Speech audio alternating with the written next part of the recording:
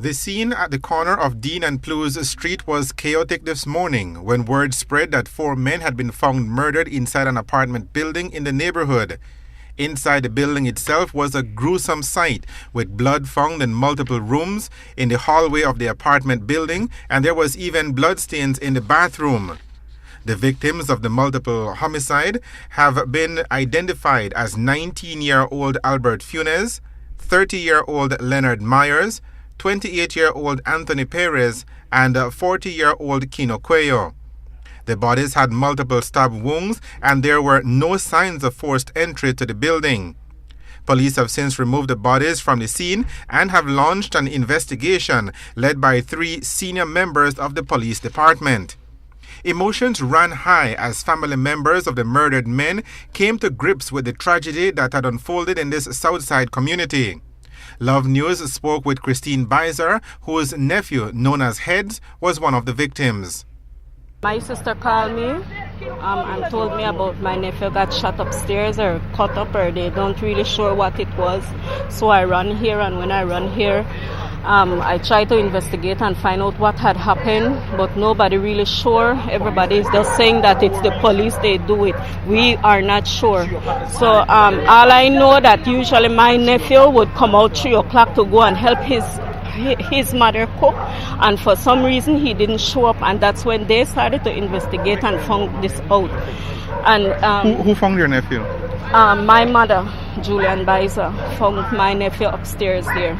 New Commissioner of Police Alan Wiley, who was on the scene this morning, spoke with reporters about the multiple homicides. I must say that any life loss is unacceptable and regrettable, and condolences extended to the family. As you know, we received this information early this morning, and the police responded, and it was a gruesome find. Commissioner Wiley says that top investigators will be assigned to the case and additional resources will be utilized to try to solve the multiple murders and to de-escalate the situation. But that did not happen this morning as things deteriorated further. Commissioner, this is not typically the kind of welcome that a commissioner gets to the post. You're going to put additional resources here. We've tried that before, flood the streets with police officers, and it keeps getting worse. Well, true. As we said, there's a lot of challenges within the city, and my task will be focusing specifically on Belize City. Whilst we have issues of crime nationwide, Belize City is the battleground, and I believe that it is a fight that we cannot give up, we cannot lose hope. The citizenry cannot lose hope. We'll be doing different things, we'll be trying different things, we'll be reevaluating strategies, and we'll be changing and adapting. Our strategies have got to be flexible, that as the situation changes, we change our strategies on the ground. From early this morning, residents of the area were blaming law enforcement authorities as having a hand in the slayings. It is an assertion that was flatly rejected by the commissioner. There are a lot of persons with personal grievances and issues, and a lot of these are crimes of opportunities. We cannot stop every crime, but what we need to ensure is that we have the resources to quickly mobilize and to do a proper investigation and try to arrest the situation. Commissioner, I am sure that you may know that the residents of the area strongly believe that these crimes were committed by police officers. Well, again, we have heard that. I would not accept that statement.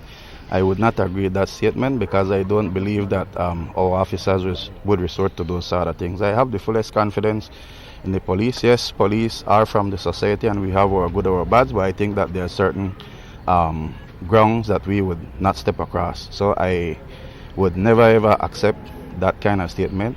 That may be their belief, that may be their perception, they are entitled to their opinion, and I cannot change that, but I'm certain that the investigation, if it is successful, would disprove that belief.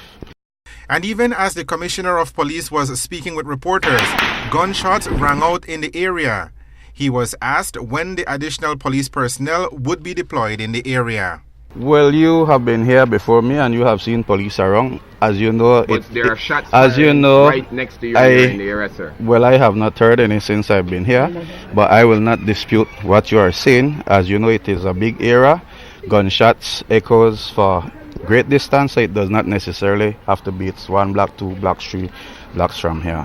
So that is. You guys are from the gang? That is what I would restrict my comments to the shots. Those were yes, shots. I have heard, and we are responding to that. And as the commissioner walked away and the reporters were getting ready to leave the area, more gunshots rang out. The group of reporters took a cover underneath a house in the area until the gunshots subsided. Family of the slain men want answers, and they want justice for their loved ones. My nephew, he's just renting a room upstairs and he's in no gangbang or anything like that. Usually people would say, oh, my son not this or my son not that, but he is innocent and everybody around here knows that he is innocent. They call him Heads. He usually work with my sister or he hang out right in front of Publix and take bags and things. He is not a person who do gangbanging and those things like that. They are going on like a bunches of hags out here with us who is the family. They don't even give us a chance to go and look at the body. If you had a chance to talk to whoever is responsible for this, what would you say to them? I would ask them why did they do this to my nephew? Because he's not a bad person. We like justice, and this is time for Dean Barrow. Dean Oliver Barrow come out and step up and hang. Because 4 people gone down innocently. Okay.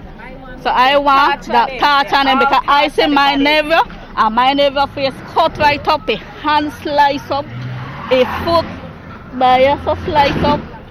So I just want to hang them. And a time for Mr. Oliver Barrow step in and do what he got to do his duty. Reporting for Love News, I am Patrick Jones.